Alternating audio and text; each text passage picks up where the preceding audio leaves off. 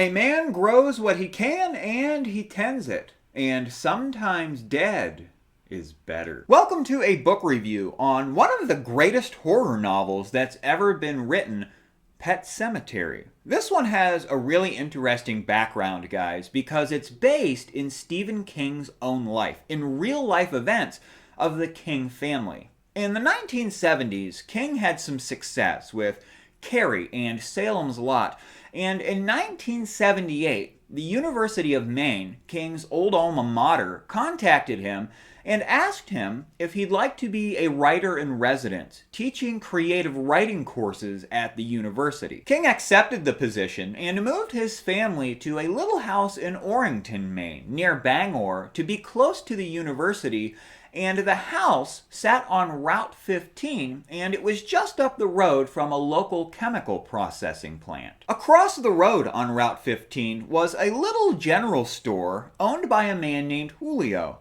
Shortly after the King family moved into their new house, Julio informed them that not far back in the woods behind their new home was a local pet cemetery that was tended to by the local children in the community, and Julio also warned the family that Route 15 was notorious for killing animals because the local chemical processing plant brought a lot of big trucks back and forth up the road. Now, King's young daughter Naomi had a pet cat named Smucky who was tragically hit and killed by a truck on Route 15. The following day, King was in the yard with his young son Joe Hill King, who was 2 years old at the time, and Joe made for the road, nearly being hit by a truck himself when King managed to save him by pulling him back to safety. Now, all of these events that I've mentioned got the gears turning in Stephen King's mind and inspired him to write a horror novel. In the new King home, there wasn't a big enough room for King to set up an office and write a book, so he leased a room out of Julio's store across the road, and that, my friends, is where the novel Pet Sematary was written. After King finished the novel, he was so troubled and disturbed and horrified by what he had written that he decided to put it away. He put the novel in a desk drawer and forgot about it. Now, during this general time, King was coming to some trouble in his relationship with his publisher, Doubleday. They were splitting from one another. However, King owed Doubleday one more novel. He had signed a contract and he was a novel short. He didn't have anything to give them, so on advice from his counselor, Tabitha, his wife, she suggested that he take Pet Sematary and give that over to Doubleday, meeting the requirements of the contract, and we owe Tabitha King, not only for saving Carrie from the trash can before King's career ever even got started, but we also owe her for saving Pet Sematary from that desk drawer. Now let's move on into what this book is all about. This one is about the Creed family in the 1980s. Louis Creed is a medical doctor who gets a new job as a university physician treating students at the university, and he moves to Ludlow, Maine with his family, like King and his family moved to Orrington, Maine, to be close to the university and his new career. Not long after Louis and his family, his wife Rachel and his two young children, Rachel and Gage, move into the neighborhood, their neighbor from across the street, Jud Crandall, the best character in this book, in my opinion, walks over and introduces himself, and Jud and Louis become quite good friends. In fact, Jud becomes kind of like a father figure to Louis. Now, the new Creed family home sits on a big allotment, and there's a very large wooded area, a section of wilderness behind the new home. And Jud tells Louis and his family that up in the woods there is a pet cemetery that's tended to by the local children.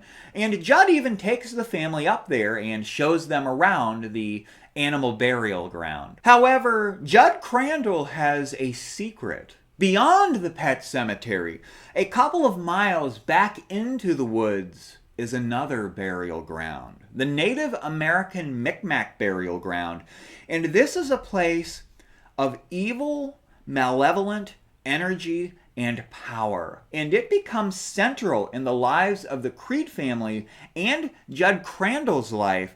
And Jud and the Creeds come to know that sometimes dead is better. There's a good cast of characters in this novel, so I guess we'll start here. Let's start with Jud Crandall. He's my favorite character in the book, and he's absolutely brilliant.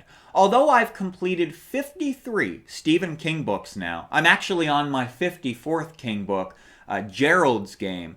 Jud Crandall is probably one of my favorite characters that I've encountered in the Stephen King multiverse so far. He's an old man that has always lived in Ludlow, and he is, like Cy King, an expert storyteller. He's the type of guy that can just tell stories at a party. He can sit around a campfire, for example. He's the guy that can lead everyone through story after story. And he tells a lot of stories in this book, giving us background on the Stephen King multiverse, particularly in the town of Ludlow, Maine, as he tells basically 300 years worth of Ludlow history in this novel. I really like the way he talks. He has kind of like a hillbilly-like drawl, and he mispronounces words, but he's not a dumb man. And I like his relationship with his wife Norma in the novel. Sometimes I think Stephen King is just an expert at character relations and real relations. You know, sometimes novelists are just the best at understanding human psychology and motive. They really are experts at it, almost like they've taken psychology classes, and maybe King has, but Jud has a relationship with his wife in this book that would take decades to achieve. They know one another very well, and I like the fact that Jud has a secret. You see, Jud knows all about the Micmac burial ground, and it's taken over him. It controls him, and perhaps that is why Jud has lived his whole life in Ludlow, Maine.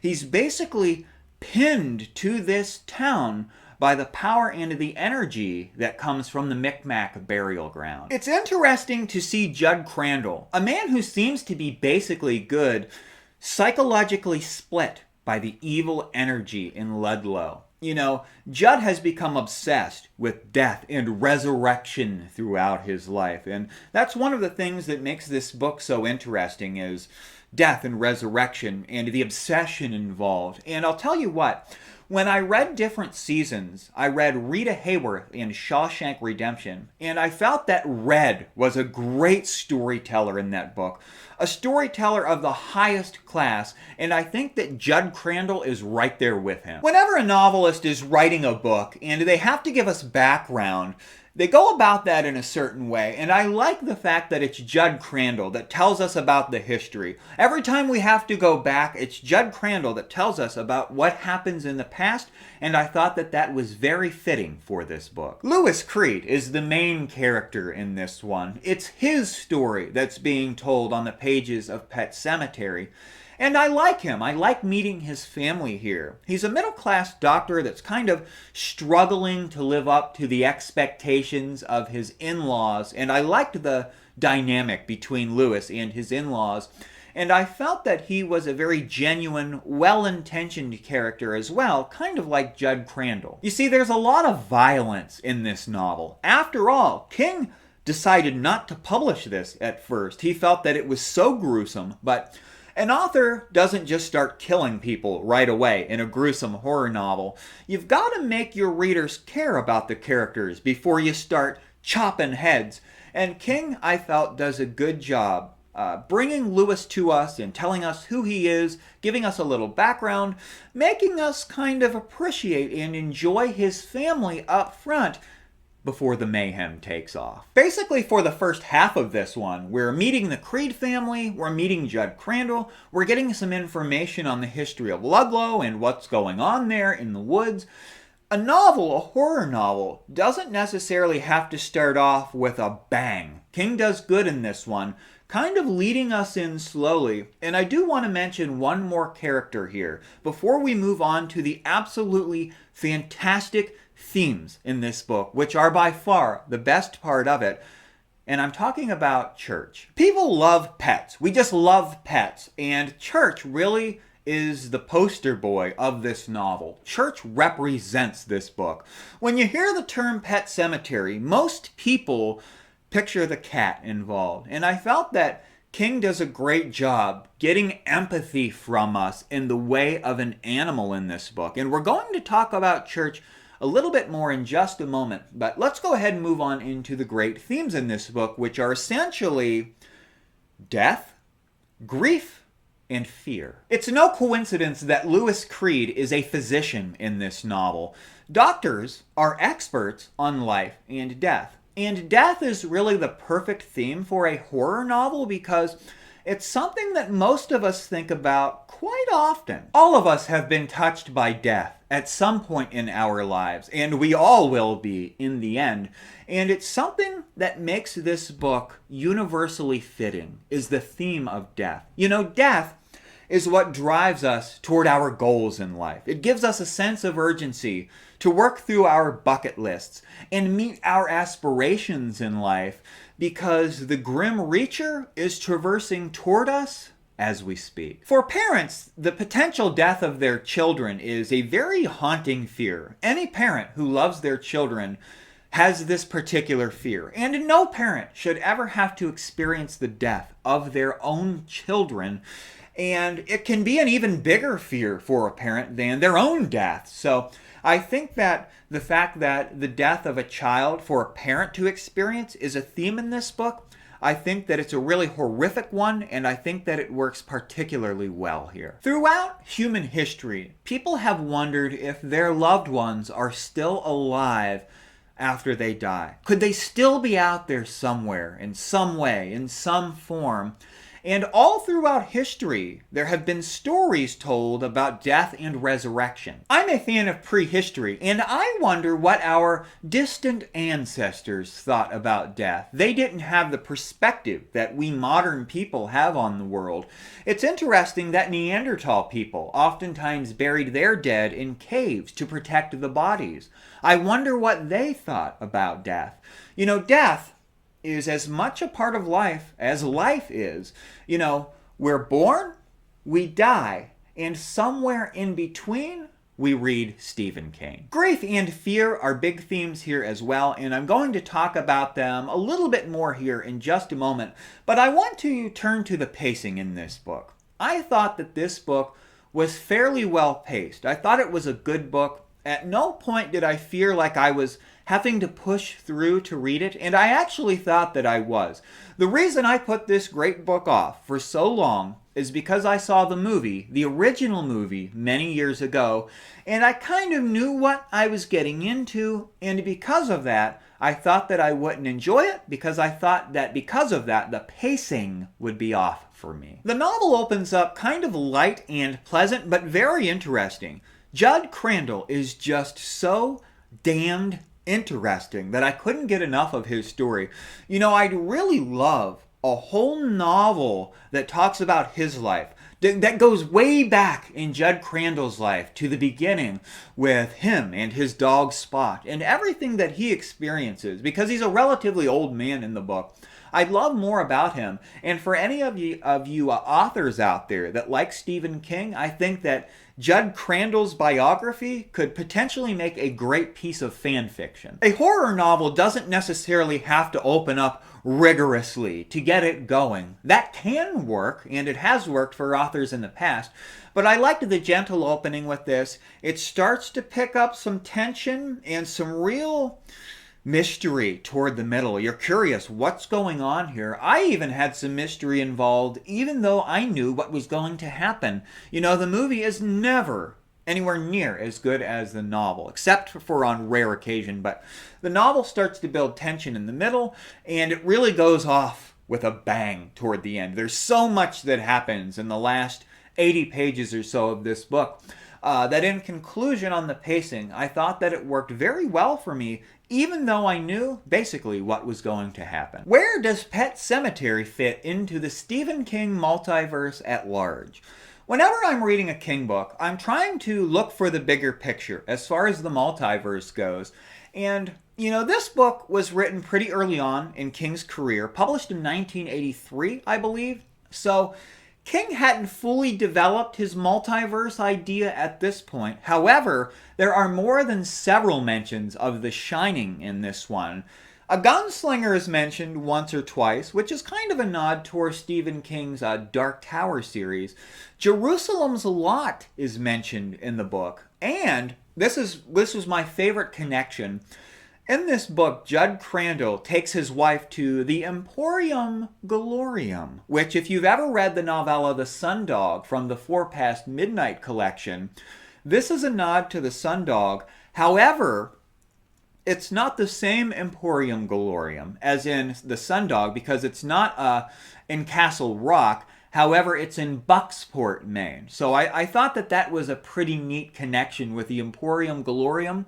There are some mentions of other Stephen King books at work here, but I don't see a huge amount of overlap in this one, as we would have with some of King's later books. Wrapping up my non-spoiler section here, I give this novel an 8 out of 10 stars. I thought it was good.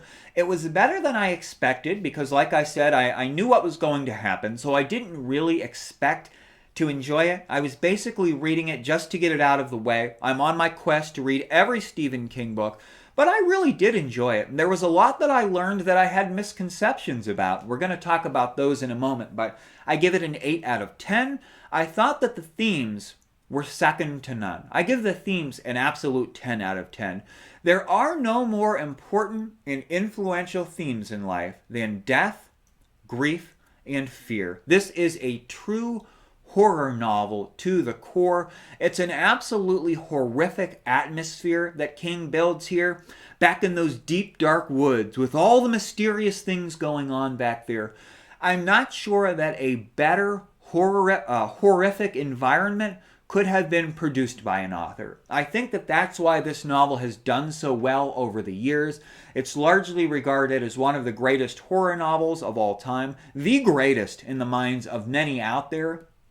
So I give it an 8 out of 10, which amounts to a recommendation from me. Now let's get into some spoiler talk. I have a conspiracy theory that I'm going to come to here, but I want to talk about a misconception that I had. You know, I always thought, even though I saw the original movie, it's been so many years since I saw it, I've forgotten a lot about it.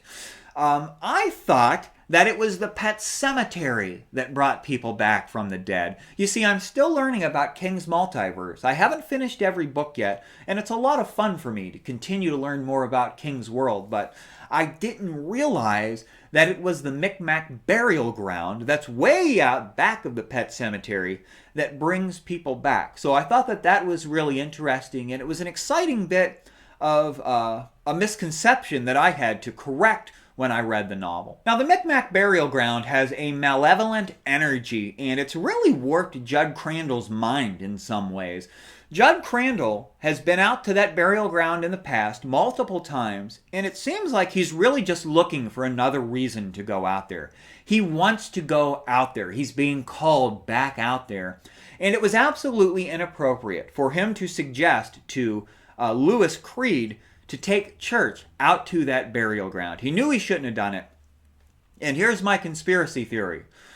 What if Church was not hit by a truck? What if Jud Crandall killed Church to use Church as an excuse to go out to that Micmac burial ground? What if Jud hit Church with a hammer or a shovel and put the cat's body in his front yard to make it look like a truck had hit the animal so that he could have a reason to go out to that Micmac burial ground, but not only to go out to the burial ground, but to take Lewis out there with him? Because it's kind of like the Micmac burial ground not only wants people to come out there, it wants people to bring other people out there. So I just wondered, because it's Jud that finds Church dead, maybe Jud killed other people's pets in the past as a reason to take people out to that burial ground. I was suspicious on Jud Crandall because his mind has been warped in a way by the Micmac energy that's out there. So that's my conspiracy theory. It might be Jud Crandall who's killing all those pets out on Route 15. I thought it was really interesting that when someone comes back from the Micmac burial ground,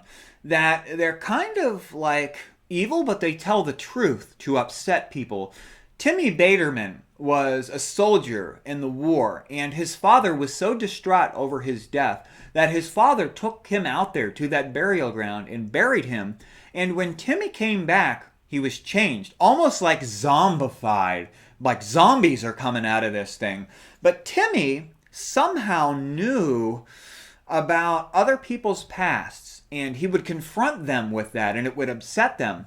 For example, spoiler alert here, guys, when Gage comes back at the end of the novel, he tells Jud about the fact that Norma was having some affairs with Jud's friends as a way to work Jud up. Somehow, what's out there at that burial ground can either read people's minds or it's somehow omniscient. And here's a big question that I have about this book that's not really explained. What in the hell is it that's out there at that Micmac burial ground? When someone's resurrected out of that ground, is it them that comes back but in kind of an altered, horrible way? Or is it not them at all? Is it some kind of spirit that takes over their bodies? This isn't explained. I'd like to know more about it, and that might make good fanfic, but you see, this energy, this malevolent force, actually has the ability to manipulate matter at a distance. It also causes nightmares in people. It is able to manipulate people to do its bidding through nightmares and other ways. For example, when Rachel, at the end of the novel, is racing back to Ludlow, she's in a rental car and she's stopping through Pittsfield, which is about 50 miles from Ludlow. And this energy reaches out to her and it like takes the battery cables apart inside her car to stop her car from running so that she can't get back to interfere with its plans. It actually can manipulate the physical world. So it's a very powerful thing that's out there, and it's not just localized exactly. It can reach out beyond Ludlow. Who knows how far its influence could go? I think it works well that King doesn't explain it, but I am curious to know exactly what's out there. And I thought for a moment that it was the Wendigo. However, as I read on, I realized that the Wendigo is just kind of produced by it. The Wendigo isn't the power that's out there, but I'd like to know more. I have to mention two things here, guys, that I felt might have been a bit implausible as I tie these back into the Micmac burial ground. One, where was Lewis getting all of these narcotic drugs at? He had his wife on all these Valium pills that he just had. Another is, where is he getting all of these vials of morphine at? He has vial after vial of morphine in his doctor bag. And it's not like he's a visit-you-at-home doctor that brings all these medicines with him. He's actually a physician at a university clinic. So I just didn't know where he was getting all those drugs at. And the second thing is, Lewis uses morphine to first kill Gage, or to first kill Church, and secondly to kill Gage, and I'm just not sure that that makes a lot of sense. You know, the burial ground has such a powerful influence that it can reach across time and space and manipulate matter and energy. And it has such an influence over a person's physiology that it can cause them to dig their way out of the grave after it resurrects them. And Lewis manages to put Gage down with morphine? If that power is so powerful, is morphine really the appropriate weapon when it all comes down to it? I just had to mention that here because it was really on my mind as I was reading the last part of the book. Adaptations. When it comes to adaptations, I did see the original movie with Fred Gwynne, who I thought did an absolutely fantastic job with Jud Crandall. I haven't seen the new movie. Now that I've read the novel, finally, after all these years, I would like to go back and watch the original movie and the newer one, which I believe was made in 2019, and compare the two. When it comes to Fred Gwynne and his portrayal of Jud Crandall in that original version of the movie, I thought that that was just fantastic. In fact, as I read the book, it was really him that I was picturing in my mind's eye as I read. Fred Gwynne did a great job playing Herman Munster as well. He was a fantastic actor, and I can't wait to watch both movies and see how they both compare to the book. And I'm really interested in that new one. I'm looking forward to comparing them and seeing which movie is actually better. In conclusion, this was my 53rd Stephen King book. I'm now on my 54th, which is Gerald's Game. I'm looking forward to reading it. I'm reading now the older ones that I didn't read over the years. And I'm really excited that I finally know what happens in Pet Sematary. I thought that it was probably the best book that I've ever read in my life as far as dark themes goes. You know, death is the best of themes because it's such a powerful theme. And I'm not sure that Stephen King could have done a better job when it comes to death, grief, and fear. He really laid it out for us in this novel.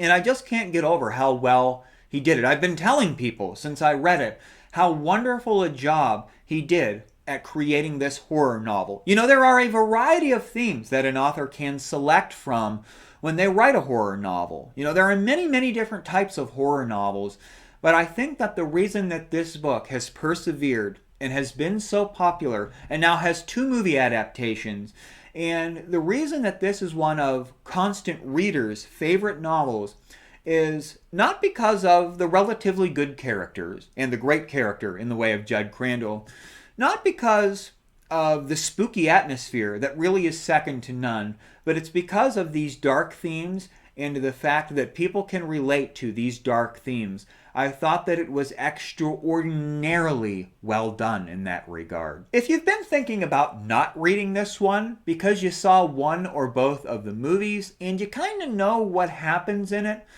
I recommend that you give it a try. I put it off for many years because I thought I knew what happened. You know, there's a lot in there that's very interesting that does not make it into the movies that's really important to the history of Ludlow and to the history of Stephen King's Maine. And having saw the original movie and knowing what to expect for the most part, I thought it was a really good read. I leave you with a question, dear viewers. Have you ever loved and lost so thoroughly that you might consider a trip out to the Micmac burial ground? Let me know why or why not down in the comments below. Thanks for joining me, guys. I'll see you next time.